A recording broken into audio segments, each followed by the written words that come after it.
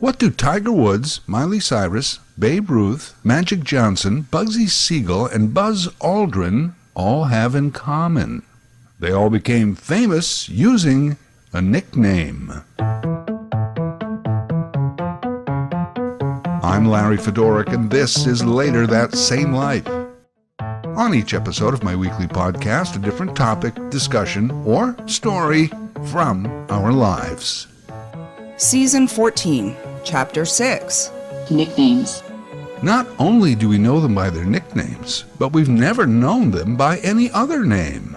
Eldrick Woods, Destiny Hope Cyrus, Irvin Johnson, Edwin Aldrin. Who are they?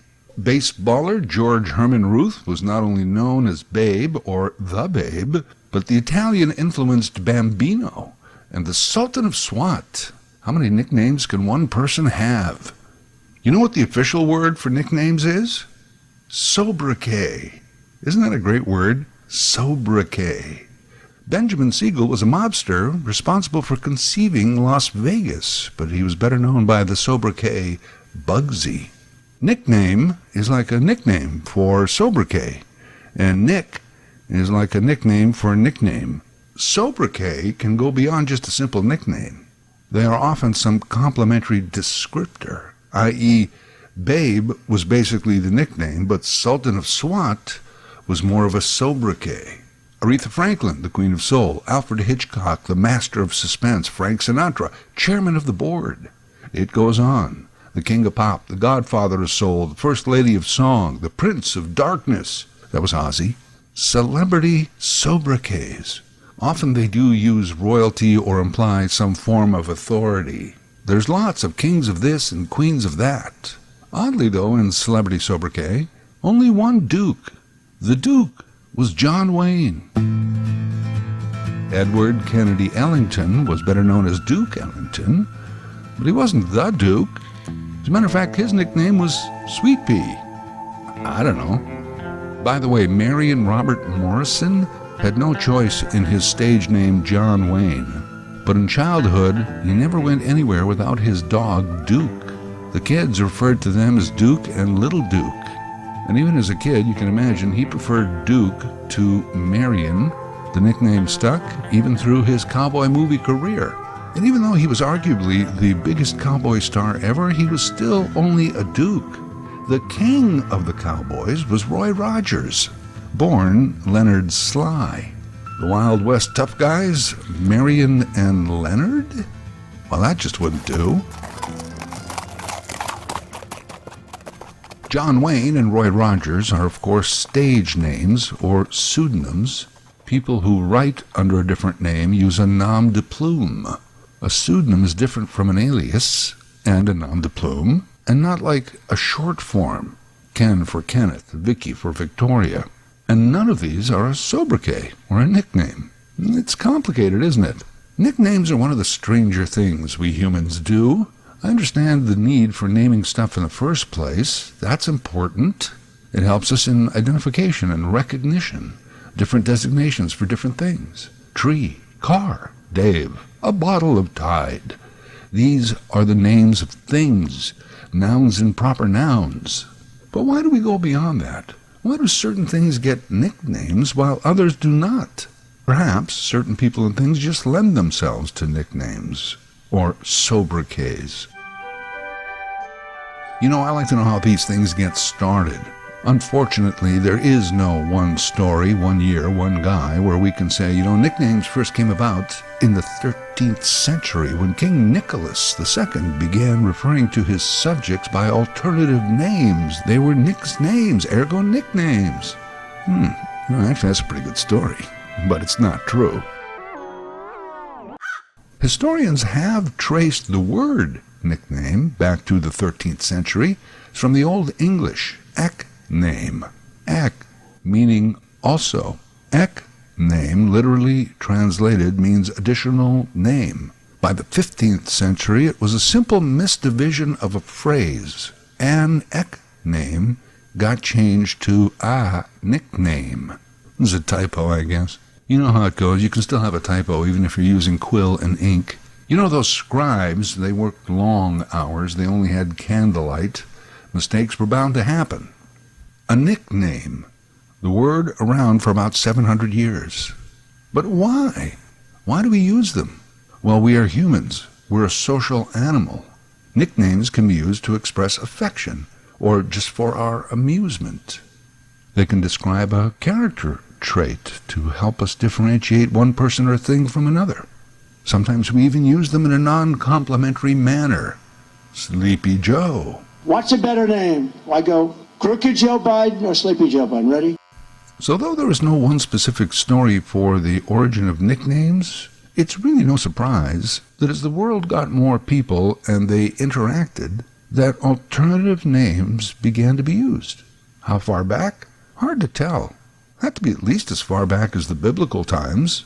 John the Baptist? The Baptist was the sobriquet for good old John. Hey, John is coming to town. Really, which one? John the traveling salesman or John the donkey castrator? No, John the Baptist. Oh, yes, the Baptist. Well, yes, I see he'll be preparing us for the Messiah. What's the Messiah? Well, that is the nickname for a guy named Jesus. Jesus. I first became aware of nicknames as a child. Not through school, but through my dad. All of my dad's friends went by nicknames. Fats, who was fat. Slim, who was also fat. Stretch, who was tall. Shorty, who wasn't. Shorty was also fat, but they already had a Fats and a Slim, so sorry, buddy, you're Shorty. Lucky often won at bingo, and Sarge was never in the Army, but he was pretty good at organizing the guys. Okay, if we're going to make the game, we've got to meet at my place at 6 o'clock and be on the road by 6:05. Got it? Got it, Sarge. I never heard any of those guys call my dad John anything but Johnny. I guess Johnny didn't have a separate nickname. You know, Johnny, though more letters than John, is a short form of John. Nobody actually called him John except Mom when he was in trouble. Inevitably, in grade school, I did get a nickname, and closer to high school, a second one. I hated them both. I suffered through them, and I can't believe that I'm actually sharing this story right now. Because, previous to this, my life's goal was always to outlive anyone who ever knew me by any of those nicknames. So admitting to these nicknames now is a bit counterintuitive for me, but what the hell. Grade school, small town, grades 1 to 6. The younger kids were still pretty much unaware of nicknames, other than their father's friends, Slim, Shorty, Lucky, and Sarge. Slowly, the older kids began bestowing nicknames on the younger ones. In the day, my ice cream treat of choice was the Fudgicle. I loved them. I talked about them. I was witnessed consuming them. F, Fudgicle, F, Fedoric. No-brainer, Larry. You are now Fudgicle. And then, of course, nicknames get their own nicknames, derivatives. Fudge, Fudgy, Fudger, the Fudge Man. I hated them. I mean, fudge didn't even have the connotation that it would later get, but I still didn't like it. Don't know why. I hated it so much. I can't even remember nicknames that other kids may have had. In my memory, I was the only kid with a nickname. If I had a friend over to the house and he called me Fudgy, my mom would step in and say, his name is Larry. No nicknames allowed in this house. Well, that was just a made-up rule because Mom knew that I hated it. She was doing the parental job of making sure our home was a safe haven. If I thought fudge was tough, I had no idea what lay in wait for me nearer to high school. By that time, in our small town, there was a group of high school bullies who were in charge of nicknames. Actually, they were in charge of a lot of things. They weren't a gang, per se. Just a small group of Neanderthals who often hung out together. If you saw them up ahead on the sidewalk, you crossed the street. If you saw them in the schoolyard, you stayed inside. One day I just couldn't avoid them. They had just bought some nasty black licorice sticks. Bitter black licorice. They smelled like feet. They actually called them foot stink licorice. Hey, Fudgy, eat one of these. No thanks, I don't like black licorice. No, we said eat one. They made me eat one. It smelled awful, tasted worse, left an aftertaste for like 6 years. They watched and laughed as I gagged it down. I remember one of them finally saying, your name is now Foot Stink, and they made other kids call me that. And that was my nickname in high school for the duration of my life in that small town. I was never happier than that summer we moved to the city. For one, I could leave that nickname behind. Maybe in my new life, I could assume my own nickname. Killer. Buzz. T-Bone. Well, I am just a T-Bone kind of guy. Well, then we should call you T-Bone. I mean, who wants the nickname Footstink? No one. Not me. Later in high school, that got shortened to Foot or Footsie, which people took to mean that I could run really fast, which I could. That was better, but it was too late. Damage done. The origins were that miserable Footstink day. You know, later in life when adults are reminiscing, you can't just say, my nickname in high school was Footstink. People will make assumptions as to why they called you that. And you gotta go, no, I had no foot odor problem. I practiced good hygiene. Always had clean socks and shoes. There was actually this licorice and these bullies. People wouldn't believe that story, but it's true. There was licorice and bullies. Well, I thought that I had actually outlived that nickname, and it was just my secret to keep. I mean, I live 1,000 miles from that small town, and it was 1,000 years ago. Sidebar story, but I'll tie it together. During my life in that small town, I had a crush for years on this girl I would just call Sophie. Huge crush. Never did anything about it. Even when we moved to the city, I still thought about her occasionally. My mother was good friends with her mother, so even years after that, I would ask occasionally, hey, whatever happened to Sophie? Oh, Sophie. Well, she went to Europe right after high school, and she moved to Berlin, where she still lives. Berlin? Oh, wow. Guess it's not like I'll be bumping into her. I was married once. I've been in love a couple of times. I mean, genuinely in love. But even that over the decades. Once in a while, I would think of Sophie. The what if. It's not an obsession. It was more like a possession that she had on me. A couple of years ago at the prayer services before my mom's funeral, a woman comes up to me and says, "You don't remember me, do you?" It wasn't Sophie, but it was the 1 year younger sister of another girl in my small-town high school class. I did remember her, Lydia. We exchanged phone numbers and emails, stayed in touch. "Tell me about your life," I asked her. She says, well, right out of high school, I went to Europe with Sophie. Do you remember Sophie? Oh, yeah, well, yes, kinda. Actually, I decided to tell her about the lifelong crush I had on Sophie. And then, as casual as I possibly could be, I said, oh, say hi to Sophie for me. Because you never know. Sophie may say, oh my God, you mean Larry? I'm on a plane from Berlin right now. Could happen. I'm saying there's a chance. And then I start overthinking the hell out of this. Like, man, there has got to be a reason Sophie just suddenly came up. She's kind of marginally back in my life again at these late stages. What are the possibilities? A few weeks later, Lydia and I are talking again. She says, oh, I told Sophie that I ran into Larry Fedoruk. You know what she said? I don't know what. She's on a plane from Berlin right now. She always had a crush on me. She never married in the hopes that we might meet again. No, what did she say? She said, Larry Fedoruk? Wow, you mean good old Footstink? Yeah, Sophie remembered me all right. That's what she remembered. No, it was the licorice, it was the bullies. Trick or treat, smell my feet, give me something good to eat. So I guess she's not on a plane from Berlin right now. Sophie, finally, after 50 plus years, she unknowingly, but officially, broke my heart. See the power of nicknames? When we moved to the city in the middle of high school, I never did get a new nickname. I was just Larry. This movie came out with Peter Fonda and Susan George. It was called Dirty Mary, Crazy Larry. All right, I guess people are going to start calling me Crazy Larry now. They never did. Crazy Larry would be a good nickname, wouldn't it? I mean, he's wacky, or he's nuts, or you never know what he's going to do next. It's got an air of mystery. There's nothing. Although only a few years ago, I was called Buzz for a bit. I'd ordered a new desk for the home office from Staples. It was free delivery. On the form, I had to include the buzz code for my apartment, 175. Eventually, I ended up on the mailing list. They would send me flyers and coupons addressed to Buzz 175. Then my address. My name did not appear anywhere on the label. According to Staples, they had sold the desk to a person named Buzz 175. So I told the story to a friend of mine. She started calling me Buzz. So did her family. But it never caught on beyond that. Crazy Larry is called Buzz now? No. Oh, well, too bad.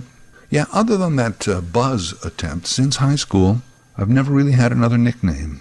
I had a girlfriend who used to call me Lair Bear. Come to think of it, I'm not sure why I'm admitting to that either. You know who gives the worst nicknames? Hockey players. No imagination at all. Basically, the rule of hockey nicknames. If your name ends in a hard consonant, they add the IE sound. Or if your name ends in an IE sound, then they drop that and add an ER. Clark becomes Clarky, while Domi becomes Domer. Completely uninventive. Outside of sports, adults don't really use nicknames that much anymore. Not for each other. Although I always wondered how and why McDonald's became Mickey D's. Who started that nickname, and how did it catch on to the point where McDonald's themselves started using it? As a kid, we never went to A&W, we went to the Dub. And this, maybe it's an ethnic thing, but in my circles, the one-stop shop for home, garden, hardware, and automotive was Ukrainian Tire. We've never called it anything but Ukrainian Tire. You can buy t-shirts with that on it. To this day, if someone compliments my shirt or my jacket, I say thanks. It's an original Wallace Martin. And if they nod and go, whoa, yeah, nice, then I don't have the heart to tell them that Wallace Martin is a name I made up. Wallace Martin means I got it at Walmart. It's like calling Target Target. I guess a penchant for nicknames comes from our need to be social. And since it's no longer acceptable for adults to call each other Shorty and Chubby, we nickname things and companies. You know, cities, provinces, and states are big on sobriquets. The Big Apple, the Windy City, Wild Rose Country, the Garden State, the Golden State, Empire State, Land of the Midnight Sun. We're also big on short forms. As I said earlier, they're not really a nickname. But if you're James, it's more likely that you are Jamie, Jim, or Jimmy. Robert, well, there's a ton. You can be Rob, or Bob, or Bobby, or Robbie, or Bert, or Bertie. I always go with whatever someone introduces themselves as. If you say to me, your name is Richard Smith, then I will call you Richard or Mr. Smith. Not Dick, Dickie, Rick, Rich, Ricky, or Richie. Unless you say, hey, call me Dick. Then if you do, you will always be a dick to me. Maybe it's the childhood trauma of it, but I generally hate nicknames. Sobriquets, not as much, but nicknames. Although, having said that, I do have this thing. I almost cannot not do it. I like to assign goofy names to famous people, a la Mad Magazine. I was raised on Mad Magazine. They did satirical pieces where they gave people the funniest fake names. A classic from my memory, Butch Cassidy and the Sundance Kid. Mad Magazine, Botch Casually and the Some Dunce Kid. Come on, it's brilliant. Columbo was Claude Dumbo. They had The Odd Father, China Clown, Crime War versus Crime War. And since my sense of humor has not matured since then, I have this tendency to always make up a name instead of calling a famous person by their real name. Like I said, I almost can't help myself. Often, I'm not even trying. The name just comes to me. Amazon billionaire Biff Jesus. SpaceX Tesla CEO Leon Smuck. Facebook's Zuckerberg. Virgin's Richard Branson? No, he's britches pants on. Tennis star Novak Djokovic. Canadian MP and former Minister of Defense Hard Hat Sergeant. CBC News anchor Ian Hannamansing became I Am Handsome Man Singing. CBC reporter Rafi Bougicanyan, Ruffy Bungee Jumping. CNN anchor Boris Sanchez, Boring Snack Cheese. His co-anchor Brianna Keller, became brie on a cracker. And they used to work with a guy named Jim Sciutto, who I called Ham Prosciutto. All in all, that's some tasty snack tray there. CNN reporter Polo Sandoval was Rolo Candy Bar. Wolf Blitzer, Biff Wurlitzer.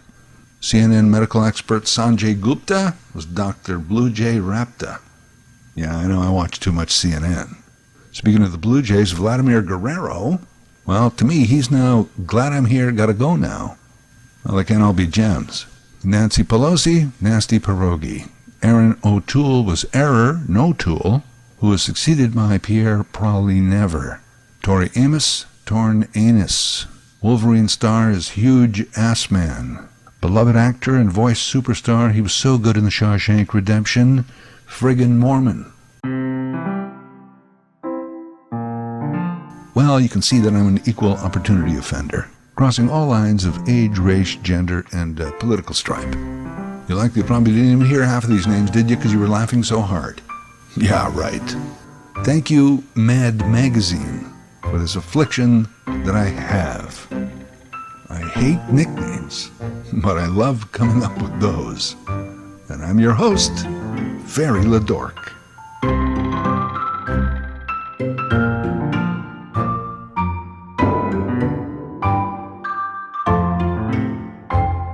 Later That Same Life is written, voiced, and produced by Larry Fedoruk. LarryFedoruk37@gmail.com. Subscribe to Larry's podcast YouTube channel. Get automatic notifications with each new episode.